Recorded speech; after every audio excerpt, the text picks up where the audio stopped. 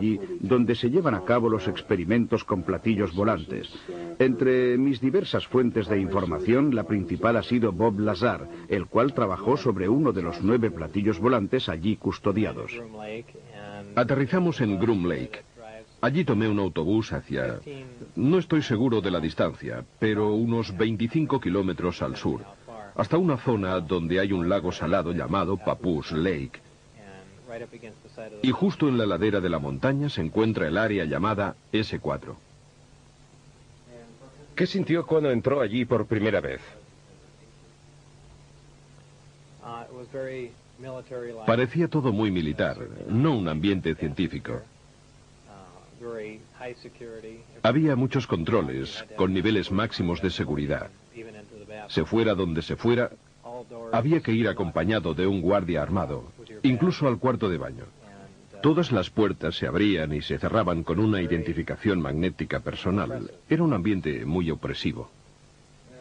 ¿Cuántas veces tuvo que entrar en esa zona antes de poder ver el vehículo volador? Creo que 2 o 3, quizá 2 días antes de poder verlo. ¿Qué sintió la primera vez que vio el objeto? ¿Qué sentí? Bueno,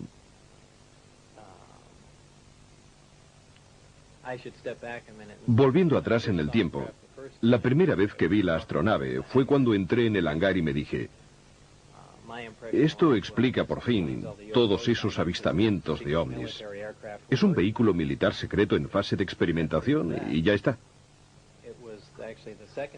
En realidad fue la segunda vez que lo vi, al entrar en su interior, cuando me di cuenta de lo que estaba sucediendo. Es decir, de que se trataba de un vehículo extraterrestre. Obviamente, esto sucedió después de haber leído todo el material informativo. Y entonces, en ese momento cambió todo. Era una sensación distinta, algo inquietante. Me sentía como un intruso. Es algo muy difícil de describir. Aún así, inténtalo. Me parecía...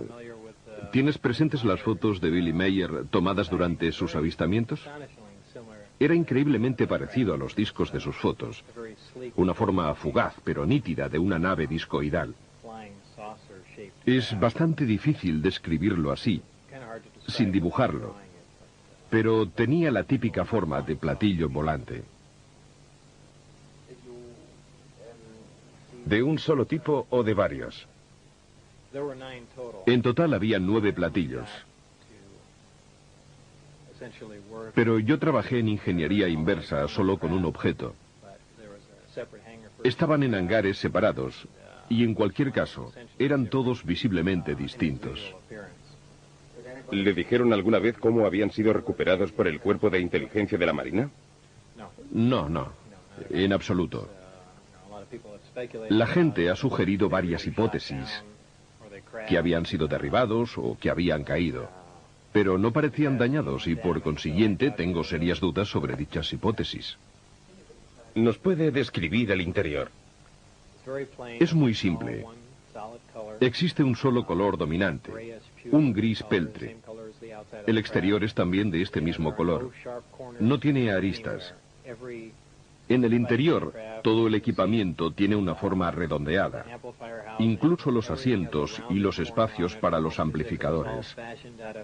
Es como si hubiesen sido fundidos y luego modelados con estas formas curvilíneas, incluso las uniones entre las paredes y el pavimento. El interior es esencial, muy abierto. El uso del espacio no parece en absoluto funcional. Hay 3 puentes. El más bajo alberga los amplificadores montados sobre bases móviles. En el puente central, desde donde se accede al interior de la nave, están los asientos y los amplificadores. Y luego está el puente superior, un sector limitado al que yo no tenía acceso, no sé qué podía haber allí. ¿En su opinión, el vehículo era extraterrestre? Absolutamente sí, extraterrestre, no hay duda. ¿Por qué? En primer lugar, el objeto del proyecto era analizar la nave. Si se hubiera tratado de un aparato de Estados Unidos, no habríamos perdido tiempo en tratar de entender cómo lo habíamos construido. En segundo lugar, por las dimensiones del equipamiento interno, por el tamaño de los asientos y por los materiales utilizados, absolutamente desconocidos para nosotros.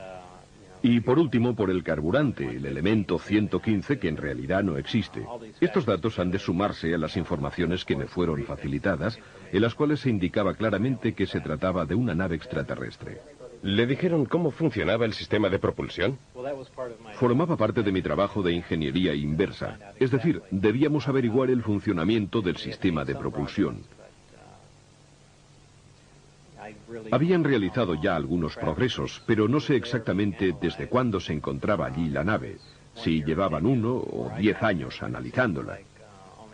En cualquier caso, con pocos progresos. El sistema es impresionante. Está compuesto por 2 partes, los amplificadores de gravedad y el reactor que proporciona energía. El reactor funciona por aniquilación completa, alimentado por antimateria. La aniquilación completa es prácticamente la más eficaz de las 3 reacciones nucleares que existen, esto es, fusión, fisión y aniquilación. Utiliza un elemento muy pesado, el elemento 115. Esta sería su situación en la tabla periódica. En la Tierra este elemento no ha sido aún sintetizado. En mi opinión, en algunos sistemas estelares, esta síntesis se produce de manera espontánea. El elemento es bombardeado en un acelerador de dimensiones extremadamente reducidas. Como consecuencia de ello, sufre una fisión espontánea y produce partículas de antimateria.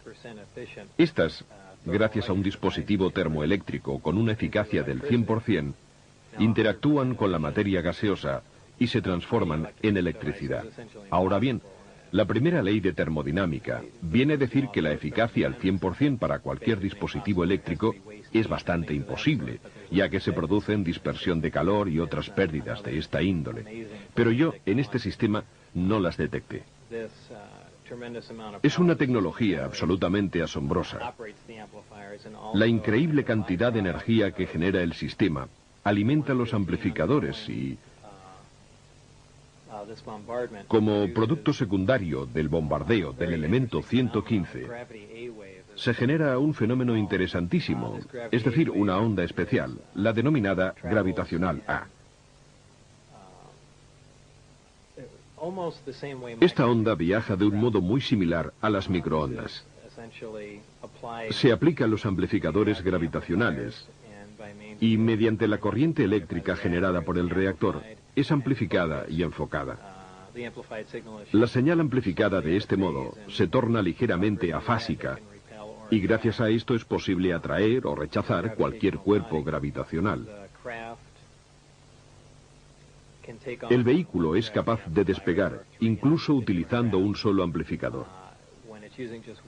Esta nave en concreto está dotada de 3 amplificadores, y cuando activa un solo amplificador para alejarse de la Tierra, utiliza la denominada configuración Omicron. Para viajar por el espacio, la nave gira sobre un lado, enfoca los 3 amplificadores en un único punto situado a enorme distancia, y luego se imprime máxima potencia a los amplificadores y al reactor. Prácticamente estiran el tejido del espacio, distorsionan el espacio-tiempo y lo atraen hacia la nave, que de esta manera se halla en condiciones de cubrir enormes distancias en un lapso de tiempo prácticamente nulo.